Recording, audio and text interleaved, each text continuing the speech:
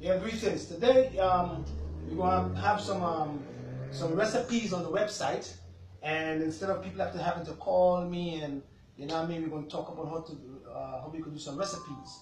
And so today we're going to make some formulas. All right, we're going to do the 3 formulas today, and then we're going to increase the formula so that people can learn about the herb and how they work. So today we're going to do a formula to build the blood, and we're going to do a formula for the lung and the throat if you have throat cancer, and if you have what we call tonsillitis, laryngitis, anything in the throat. And we're going to do a formula to stop the bleeding of the nose, bleeding of the rectum, bleeding in the stomach, ulcers. If you have ulcers and they're bleeding, we're going to give you a formula to stop bleeding. If you have menorrhagia, the woman, and you have excessive amount of bleeding, we're going to show you how to stop the bleeding. All right? If you have a heavy period, we're going to show you how to keep the period running normal so you don't have or get a low HB. All right? And then the next video, we're going to have another set of formulas so that people can learn about herbs. All right? Because it's each one teach one. So the first formula we're going to work on is the one to build the blood. We're building the blood now. And the first herb we're using the herb called danshen. All right? So this is one herb, danshen. We use another herb called yellow dock root. And this herb is interesting because this herb helps the liver, although it has iron, but it also helps the liver to absorb iron. You know what I mean? And remember, when a woman have low HB or you have low blood, we have to work on the spleen and we have to work on your liver, because the spleen makes your blood and the liver stores the blood. Although this herb is a good herb for the skin, but it is also full of iron and it helps your liver to absorb it. So we must use this herb once we are building the blood, right? Next one is called Rehmannia. It's a Chinese plant. And we use this herb for building the blood, but it is also used for kidney yang. And if you have trouble in the kidney, and the kidney is diseased, we use this particular herb with some cordyceps and some nettle leaf, and this also helps to keep the kidney strong. But it builds the blood also because it works on the spleen. Rehmannia, don't forget the herb name. Rehmannia, yellow dock root, and a herb called danshen. And this is a very pleasant tasting herb. It's a herb from China also. Next herb we use, again, is a herb called nettle leaf. See there? It's a wonderful herb to build the blood, but it is a food herb for the kidney. So if you have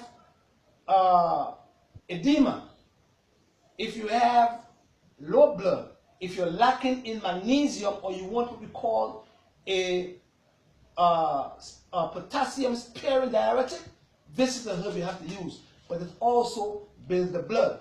So all these herbs here, these 4 plants, can be used with some sorrel or hibiscus, some parsley, which also builds the blood, some ashwagandha, which is a herb from India, and another herb called watercress. And all these herbs together with molasses will build the blood. You don't have to go and drink no trihimic and no ifer.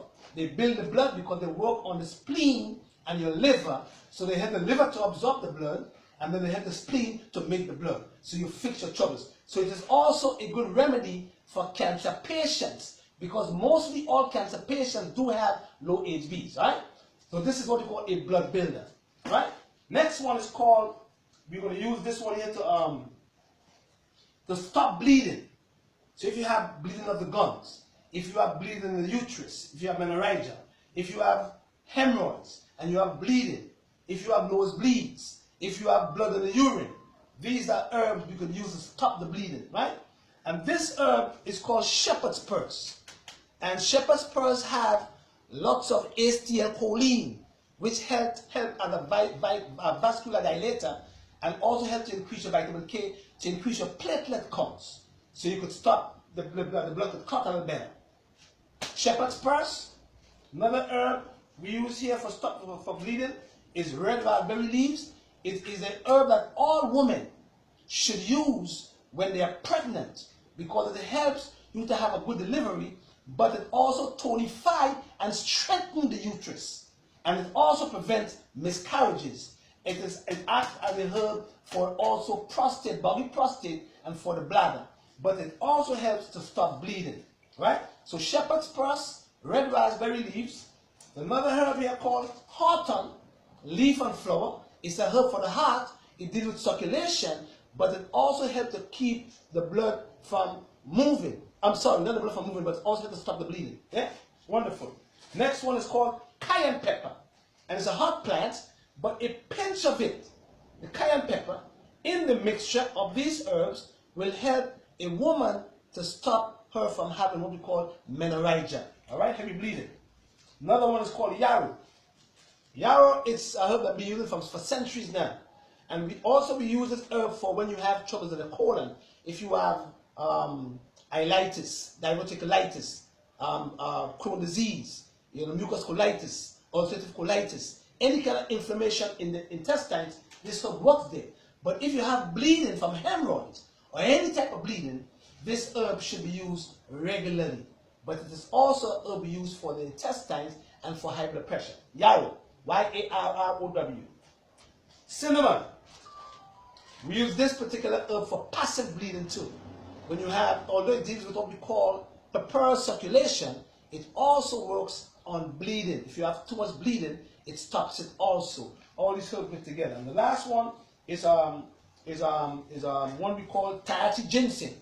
Tahiti ginseng is wonderful for passive bleeding, but mixed with all these other herbs, once you have a heavy bleeding, it stops the bleeding because it helps to increase vitamin K. Yeah, wonderful. The next one we're going to talk about is for the throat. When you have sinuses, if you have laryngitis, if you have tonsillitis, if you have sinus infection, these herbs, if you have throat cancer or you have lung cancer, these herbs will work wonderful there. First one is called ho hum. And ho hum is a herb, it's a bitter, also works in your digestive system, but it is wonderful for the lungs and it's wonderful for the throat. If you have any kind of cough, colds, flus, wonderful herb to use there. Next one is called sage. Very important herb. Red sage, white sage, and black sage. But this one is called red sage. And this herb can be used if you have excessive amount of sweating. It stops you from sweating in your hands. You know what I mean? But it is also used for the throat. When you have any kind of trouble in the throat cancer, if you have a cough, if you have colds, if you have flus, if you have viruses, if you have parasites, this is the herb to use. Or if you have an enlarged prostate gland, it shrinks the prostate also. These are all herbs used for the throat. This one again, it's called echinacea. And we use echinacea to increase the T4 or the CD4 cells. And it also works on the lymphatic system. But it is an herb that helps to keep the respiratory system healthy, especially in children when they have tonsillitis. But it is also good to build up the immune system and to keep the T lymphocytes healthy. Yeah? Next one, myrrh. Myrrh. Myrrh was the herb that given to the Christ in Bible time with frankincense. And don't you know that this herb is so wonderful for any kind of funguses, any kind of swelling, but it is so important for the throat. When you have any kind of trouble in your throat, if you have strep throat, you could gather with this with some peppermint oil and it goes away. If you have throat cancer, you can use this herb with golden seal and echinacea, ho hum, white sage, and these herbs will help to heal the condition of the lungs or of the throat. All right? These are formulas that we use on a regular basis for different diseases in different areas. Yeah? The next video we're going to have one on the womb, how to keep the womb. We're going to have a formula on how to teach women to keep the womb healthy and increase uterine circulation. We have another one for the men and the prostate and the bladder to prevent prostatitis and prostate enlargement. And then we're going to have another one made for shrinking tumors in any part of the body. All right? So until, give the Most High the glory, Jehovah God. All right? Blessed love. Peace. Which one?